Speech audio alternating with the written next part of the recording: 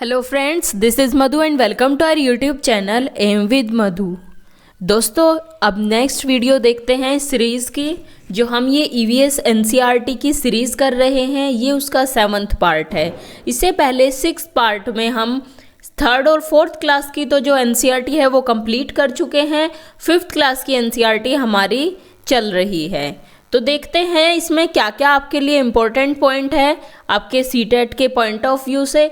मेरे पास बहुत सारे इंस्टाग्राम पर और फेसबुक पर मैसेज आ रहे हैं कि मैम क्या ये जो आप सीरीज़ करा रहे हैं ये यूपी टेट के लिए भी है क्या? नहीं, ये यूपी टेट के लिए नहीं है, ये केवल सी टेट के लिए है। आपका जो यूपी टेट का सिलेबस है एनवायरनमेंट का, वो सी टेट के सिलेबस से अलग है, तो ये सी टेट के लिए ही है। यूपी टेट की मैं अलग से स्टार्ट करूँगी ईवीएस की सीरीज़। तो चलिए देखते हैं, स्टार्ट करते हैं अपने इस वीडियो को। इससे पहले हम 11 चैप्टर 5th क्लास की एनसीईआरटी से कवर कर चुके हैं। इस वीडियो में हम देखते हैं 12th चैप्टर जिसका नाम है खत्म हो जाए तो। इसमें फर्स्ट पॉइंट है अडालज की बावड़ी। अडालज की बावड़ी कहाँ है? ये है अहमदाबाद से लगभग 18 किलोमीटर दूर। नेक्स्ट पॉइंट है पेट्रोल और डीजल के बारे में, कि जो पेट्रोल और डीजल होता है वो अपने आप बनता रहता है, पर धीरे धीरे ये किसी मनुष्य या मशीन द्वारा नहीं बनाया जा सकता। जितनी तेज़ी से हम तेल निकालते हैं यह उतनी तेज़ी से नहीं बनता, इसके बनने में लाखों साल लग जाते हैं। पेट्रोल और जो डीजल होता है उसे हम नहीं बना सकते, वो अपने आप बनता रहता है और कई लाख साल उसके बनने में लग जाते हैं। यह पता लगाना आसान नहीं है कि ज़मीन के अंदर गहराई में तेल कहाँ मौजूद है। वैज्ञानिक जो है वो खास तरीकों और मशीनों से यह समझते हैं और अंदाज़ा लगाते हैं। फिर गहराई तक पाइप और मशीन डालकर तेल ऊपर खींचा जाता है। यह तेल गहरे रंग का, गाढ़ा और बदबूदार होता है। इसमें बहुत सी चीज़ें घुली मिली होती हैं। तो जो तेल होता है वो ये ऐसे आप नहीं पता कर सकते कि ज़मीन में कहाँ है। वैज्ञानिक इसका अंदाज़ा लगाते हैं, फिर पाइप डालकर उसको ऊपर खींचा जाता है। और ये जैसा आपको तेल मिलता है ये ऐसा नहीं होता, ये बहुत गहरे रंग का, गाढ़ा, बदबूदार होता है। फिर इसको प्योर किया जाता है, इसमें बहुत सारी चीज़ें मिलाई जाती है। नेक्स्ट पॉइंट है इसे साफ और अलग अलग करने के लिए रिफाइनरी में भेजा जाता है। इसी तेल से हमें kerosene, diesel, petrol, engine oil और हवाई जहाज के लिए ईंधन मिलता है। एलपीजी जिसे हम खाना पकाने के लिए यूज़ करते हैं। मोम, कोल तार और ग्रीस भी इसी से मिलते हैं। प्लास्टिक और पेंट को बनाने के लिए भी तेल का इस्तेमाल होता है। तो जो ये तेल होता है जो हमें गाढ़ा बदबूदार प्राप्त होता है, उसे अलग अलग रिफाइनरियों में भेजा जाता है। वहाँ इससे अलग अलग चीज़ें हमें प्राप्त होती है, जैसे kerosene, diesel, petrol, engine oil, हवाई जहाज के लिए तेल, एलपीजी भी इससे मिलती है। मोम, कोल तार, ग्रीस, ये सभी चीज़ इसी तेल से हमें प्राप्त होते हैं। एक क्वेश्चन पूछा गया था सीटेट 2012 में कि उसे चुनिए जो दूसरे से भिन्न है। ऑप्शन से पेट्रोल, डीजल, एलपीजी और कोयला। तो ये जो इसका सही जवाब है ऑप्शन 4 कोयला, क्योंकि जो हम तेल ज़मीन के नीचे से निकालते हैं उससे हमें पेट्रोल, डीजल और एलपीजी तीनों उसी से प्राप्त होता है, लेकिन कोयला एक अलग चीज़ है। नेक्स्ट पॉइंट है सीएनजी से धुआं कम होता है। सीएनजी से धुआं कम होता है। आज हमारे देश के लगभग 2/3 लोग उपले, लकड़ी, सूखी टहनी आदि का इस्तेमाल करते हैं। इनका इस्तेमाल ये केवल खाना पकाने के लिए ही नहीं करते, बल्कि आग सेकने, पानी गर्म करने और रोशनी के लिए भी करते हैं। घर के अलग अलग कामों के लिए कई और भी चीज़ों का इस्तेमाल होता है, जैसे केरोसिन, एलपीजी, कोयला, बिजली आदि। सिली हुई लकड़ियाँ जलाने पर बहुत धुआं होता है। तो ये कुछ पॉइंट थे जो मैंने आपके एनसीईआरटी से इंक्लूड कर दिए थे, तो इतने ज़्यादा इम्पोर्टेंट नहीं है। नेक्स्ट चैप्टर है चैप्टर नंबर 13, बसेरा ऊंचाई पर। इसमें फर्स्ट पॉइंट एक दिया है, मुंबई से अगर हम दिल्ली जाते हैं सड़क के रास्ते से तो जो दूरी है वो है 1400 किलोमीटर। ये मैंने ऐसे ही इंक्लूड कर दिया था, उसमें आपके एनसीईआरटी में दिया हुआ था। नेक्स्ट पॉइंट है लद्दाख के बारे में, कि लद्दाख में बहुत कम बारिश होती है। ठंड बहुत ज़्यादा पड़ती है और लद्दाख जो है वो पहाड़ियों से घिरा हुआ है, पहाड़ है और सूखा ठंडा मैदान है। लेह भाषा में जूले का अर्थ होता है स्वागत। लद्दाख में एक लेह जगह है, वहाँ की जो भाषा है उसमें जूले का अर्थ होता है स्वागत। लेह और लद्दाख में छत घर का सबसे महत्वपूर्ण हिस्सा होता है। सभी घरों की छतें समतल होती है। छतों को मजबूत बनाने के लिए लकड़ी के मोटे तने इस्तेमाल किए जाते हैं। गर्मियों में लेह और लद्दाख के लोग बहुत से फल और सब्जी सुखा लेते हैं और इन्हें ठंडे दिन होते हैं, जब ठंड आ जाती है तो उस टाइम वे इस्तेमाल करते हैं। क्योंकि जब लद्दाख में ठंड पड़ती है तो वहाँ जो टेम्परेचर है वो माइनस में चला जाता है, तो सब्जियाँ और फल कुछ नहीं उग सकता। उन दिनों वे इन सूखी हुई सब्जी और फलों का इस्तेमाल करते हैं। लद्दाख में चांगथांग लगभग 5000 मीटर की ऊंचाई पर बना है। लद्दाख में चांगथांग एक जगह है, वो है 5000 मीटर की ऊंचाई पर। ये इतना ऊंचा है कि सामान्य रूप से सांस लेना भी मुश्किल हो जाता है। तुम्हें इससे सिरदर्द और कमजोरी महसूस होगी। यहाँ दूर दूर तक कोई भी दिखाई नहीं पड़ता, बस साफ नीला आसमान और पहाड़ों के बीच बहुत से तालाब दिखाई देते हैं। यहाँ सर्दियों में तापमान 0 डिग्री सेंटीग्रेड से भी बहुत कम हो जाता है और हवा 70 किलोमीटर प्रति घंटे की रफ्तार से बहती है। चांगपा एक जाति है जो लद्दाख के पहाड़ों में रहती है। इस जनजाति में केवल 5000 लोग हैं। चांगपा के लोग हमेशा अपनी भेड़ बकरियों के झुंड के साथ घूमते रहते हैं।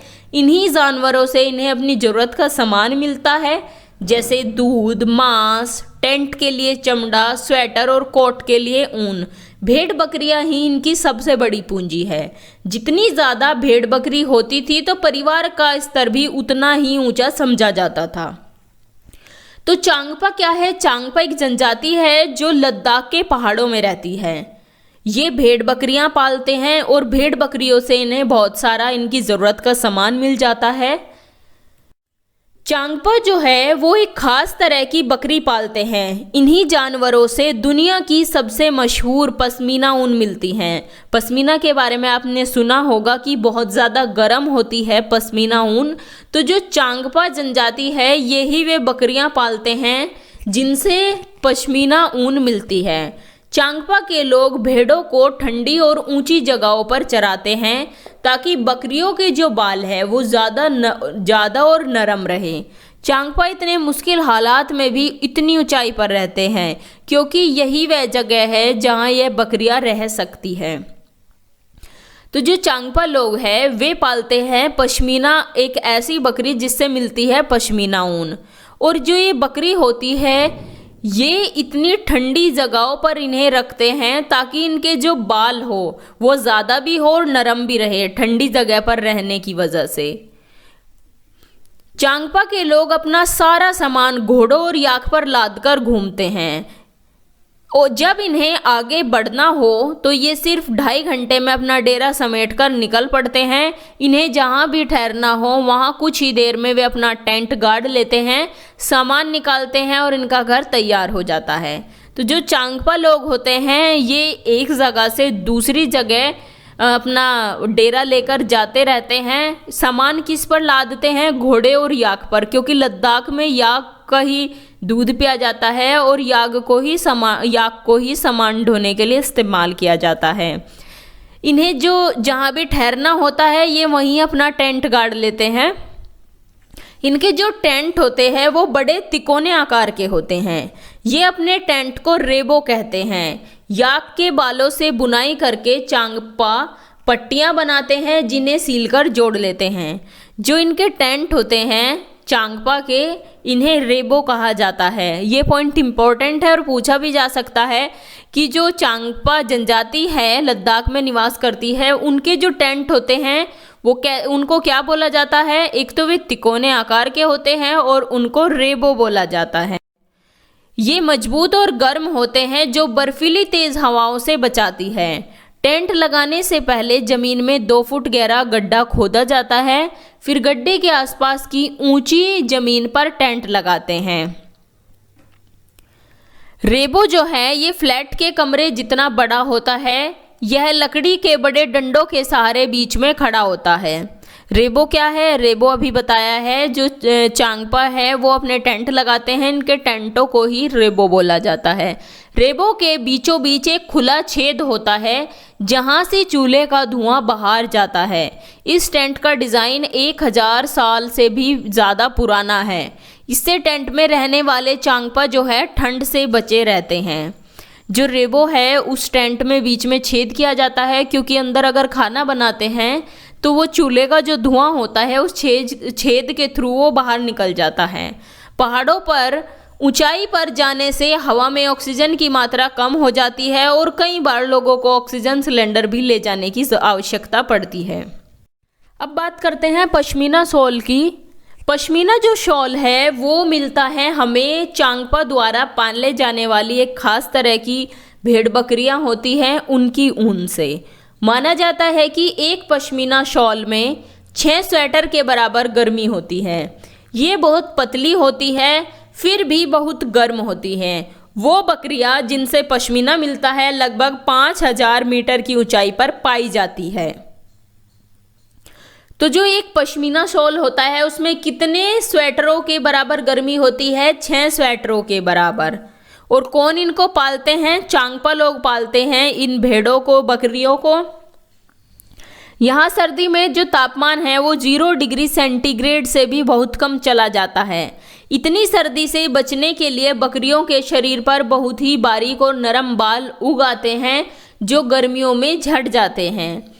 ये बाल बहुत पतले होते हैं, इतने पतले कि बकरी के 6 बाल मिलाकर तुम्हारे सिर का एक बाल की मोटाई के बराबर होंगे। अगर बकरी के 6 बाल मिलाए तब जाकर तुम्हारे सिर के एक बाल की मोटाई के बराबर बाल होंगे। इसलिए पश्मीना शॉल को मशीनों द्वारा नहीं बुना जा सकता। इनकी बुनाई हाथों से करने के लिए खास बुनकर होते हैं। ये एक लंबा और कठिन काम है। अगर एक बुनकर 250 घंटे बुनाई करे तब जाकर एक साधारण पश्मीना शॉल तैयार होता है। तो ये जो बकरियां होती है, जो पश्मीना शॉल को बनाने के लिए जिन बकरियों का इस्तेमाल किया जाता है, उनकी ऊन का इस्तेमाल किया जाता है। उनके बाल इतने पतले होते हैं कि उनके 6 बाल मिलाकर तब जाकर तुम्हारा एक बाल बनता है। तो जो इसी वजह से, इतने पतले होने की वजह से इसकी जो बुनाई है वो मशीनों के द्वारा नहीं की जा सकती, हाथों से इसकी बुनाई की जाती है। अगर एक बुनकर 250 घंटे बुनाई करे तब जाकर एक साधारण सा पश्मीना शॉल तैयार होता है। तो कितना ज़्यादा उन्हें कठिन परिश्रम करना पड़ता है केवल एक छोटा सा और साधारण सा पश्मीना शॉल बनाने के लिए। लेखा एक ऐसी जगह है जहां भेड़ और बकरियों को रखा जाता है। लेखा की दीवारें पत्थर से बनी होती है। घर परिवार अपने जानवरों के झुंड पर पहचान के लिए खास निशान बनाता है। लेखा क्या है? जहां भेड़ बकरियों को रखा जाता है, भेड़ बकरियों के रहने की जगह को बोला जाता है लेखा। और अभी मैंने बताया है रेबो किसको बोलते हैं? जो चांगपा जनजाति हैं उनके जो टेंट होते हैं, तिकोने टेंट, उनको रेबो बोला जाता है। कश्मीर की हर गली में बेकरी दिखती है। कश्मीरी जो लोग हैं वो खाने के लिए रोटी घर में नहीं बनाते बल्कि इन्हें बेकरी से खरीदते हैं। कश्मीर में एक पॉइंट और इम्पोर्टेंट है कि हर गली में बेकरी दिखाई देगी और लोग खाने के लिए जो रोटी है वो घर में नहीं बनाते, वो बेकरी से खरीदते हैं। श्रीनगर में टूरिस्ट लोग हाउस बोट में रहना पसंद करते हैं। हाउस बोट 80 फुट तक लंबे होते हैं और बीच से इनकी जो चौड़ाई है वो 8-9 फुट तक होती है। तो हाउस बोट कहाँ मिलती है? ये मिलती है श्रीनगर में। हाउस बोट और कई बड़े घरों की अंदर की छत पर लकड़ी की सुंदर नक्काशी होती है। इनमें एक खास डिज़ाइन खत्मबंद है जो जिग्सा पजल जैसा दिखता है।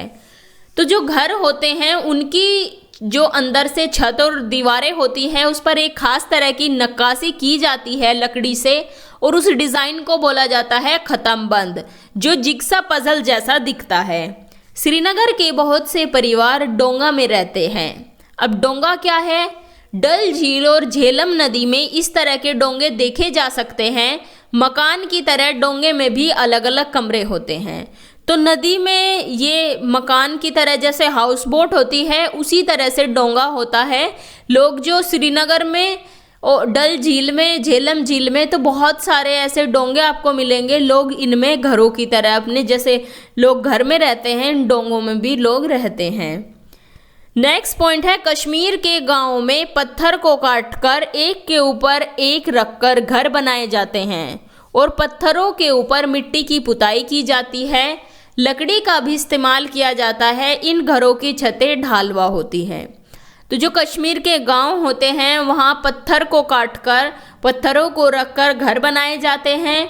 उसके ऊपर मिट्टी की पुताई की जाती है, लकड़ी का इस्तेमाल किया जाता है और जो छतें होती हैं वो ढालवा होती हैं। कश्मीर के कुछ पुराने घरों में खास प्रकार की खिड़की होती हैं जो बाहर की ओर उभरी होती है। इन्हें डब कहते हैं। इन पर लकड़ी का सुंदर डिज़ाइन होता है। इनमें बैठकर बाहर का नज़ारा बढ़िया दिखता है। तो जो कश्मीर के पुराने घर हैं उसमें एक प्रकार की आपको खिड़की देखने को मिलती हैं। उन खिड़की को बोला जाता है डब। उसमें बैठकर बाहर का अच्छे से नज़ारा देखा जा सकता है। नेक्स्ट पॉइंट है यहाँ पर पुराने जो घर है ये पत्थर, ईंटों और लकड़ियों से बने हुए हैं। घर के दरवाजे, खिड़कियों पर डिज़ाइनदार चाप होते हैं जिन्हें बोला जाता है मेहराब। क्या बोला जाता है उन्हें मेहराब बोला जाता है। कश्मीर में कुछ घर पत्थर और मिट्टी के बनते हैं पर सर्दियों में इन घरों में कोई नहीं रहता। गर्मियों में बकरवाल लोग यहाँ रहने आते हैं जब वे बकरियों को चराने के लिए पहाड़ों की ऊंचाई पर ले जाते हैं। तो यहाँ तक हमने पढ़ा लद्दाख और कश्मीर के बारे में। अब नेक्स्ट चैप्टर देखते हैं जब धरती कांपी। इसमें फर्स्ट पॉइंट है कि कच्छ कहाँ है। आपको पता होगा कच्छ है गुजरात में। 26 जनवरी 2001 को गुजरात में भारी भूकंप आया था। इस भूकंप में बहुत सारे लोग मरे और जख्मी हुए। तो ये गुजरात में जो कच्छ वाला इलाका है वहीं आया था और बहुत भयंकर भूकंप था। इसने बहुत ज़्यादा तबाही मचाई थी गुजरात में। डॉक्टर हमारी धड़कन सुनने के लिए एक जिस इंस्ट्रूमेंट का यूज़ करते हैं उसको बोला जाता है स्टेथोस्कोप। ये आपको पता होगा लेकिन मैंने फिर भी इस पॉइंट को इसमें इंक्लूड कर दिया। साबरमती आश्रम के बारे में। साबरमती आश्रम कहाँ है? गुजरात में है। वर्धा और गोरेगांव कहाँ है? ये है महाराष्ट्र में। अब एक पॉइंट है नागपाड़ा। नागपाड़ा कहाँ है? यह है मुंबई में। आपको केवल वे ही प्लेस ध्यान रखने हैं, वही जगह ध्यान रखनी है जो आपके एनसीईआरटी में दी हुई है, वो ही आपको ध्यान रखनी है। क्योंकि अगर क्वेश्चन आपका सीटेट में बनेगा कि साबरमती आश्रम कहाँ है, गोरेगांव कहाँ है, तो केवल आपकी एनसीईआरटी के ही पॉइंट्स उसमें आएंगे। तो यहाँ तक हमने कंप्लीट किया चैप्टर नंबर 14 तक क्लास 5th एनसीईआरटी का। बाकी के जो चैप्टर बचते हैं वो हम नेक्स्ट वीडियो में कवर करेंगे। तो चलिए मिलते हैं आपसे नेक्स्ट वीडियो में। Thanks for watching. अगर आपको वीडियो अच्छी लगी हो तो इसे लाइक करें, अपने व्हाट्सएप स्टडी ग्रुप में शेयर करें और चैनल को सब्सक्राइब करें और साथ ही बेल आइकन को भी प्रेस कर दें जिससे आपको लेटेस्ट वीडियो के नोटिफिकेशंस मिलते रहें।